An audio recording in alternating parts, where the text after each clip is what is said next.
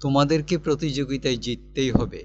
যে আগে সীমানা পের হবে সেই হবে প্রথম, আর সেই হবে জয়ী।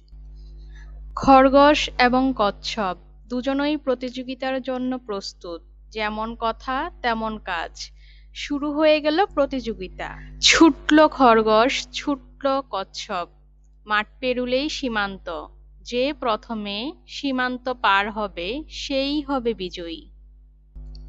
খরগোশ জিরোতে গিয়ে ঘুমিয়ে পড়ল।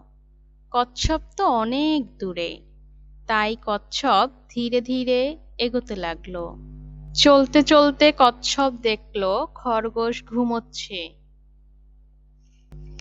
কচ্ছপ চলতেই লাগলো। মাঠ পেরুলেই সীমান্ত। খরগোশের যখন ঘুম ভাঙলো, তখন খরগোশ দেখলো কচ্ছপ সীমানা পেরিয়ে গেছে। খরগোশ তখন দে ছুট, কিন্তু তাতে কোনো লাভ হলো না।